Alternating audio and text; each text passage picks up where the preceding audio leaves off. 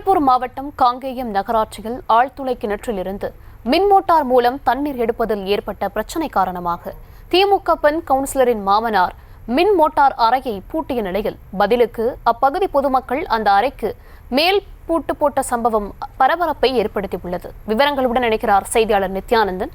வணக்கம் நித்யானந்தன், விவரம்.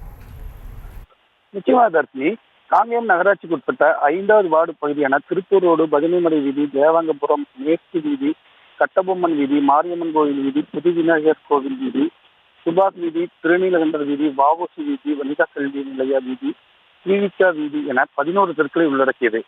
இந்த வார்டில் திமுகவை சேர்ந்த மீனாட்சி அண்ணாதுரை என்பவர் கவுன்சிலராக உள்ளார்.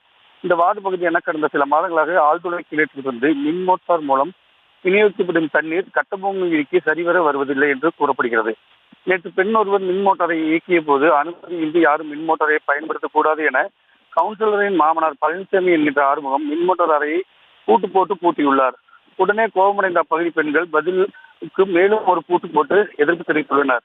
இதனால் அப்பகுதியில் வாக்குவாதம் ஏற்படவே இருதரப்பிலும் சாலையில் கூடியதில் 5வது வார்டு பகுதியில் சிறிது நேரம் சலசலப்பு ஏற்பட்டது. மேலும் இரவு சம்பவ இடத்திற்கு வந்த கவுன்சிலர் மீனாட்சி அண்ணாதுரை மின் மோட்டார் அறையை தாங்கள் தரப்பில் பூட்டியிருந்த பூட்டை திறந்துவிட்டு சென்றார். இது குறித்து பொதுமக்கள் சார்பில் பூட்டு போட்டதை திறந்து விடாமல் அப்படியே வைத்திருந்தனர்.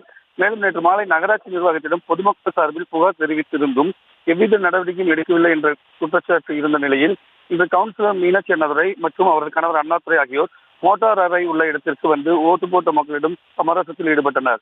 அப்போது இந்த வார்டு பகுதிக்கு நீங்கள் தான் கவுன்சிலர், உங்கள் மாமனார் எல்லாம் எதற்காக மோட்டார் அறையை பூட்டு போட வேண்டும்?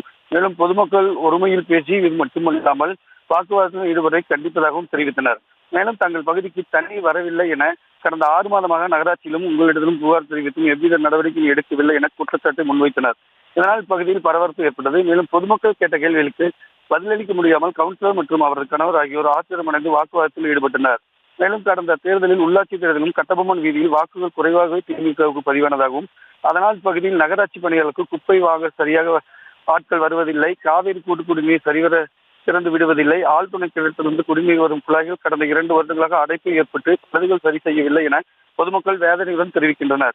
புகார் கொடுத்தும் கண்டுகொள்ளாத நகராட்சி அதிகாரிகளால் பொதுமக்கள் வேதனை அடைந்துள்ளனர்.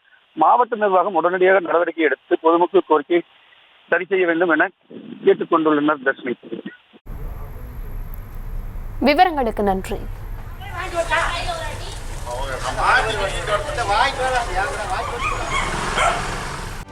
செய்திகளை உடனுக்குடனும் துல்லியமாகவும் தெரிந்து கொள்ள சப்ஸ்கிரைப் பண்ணுங்க.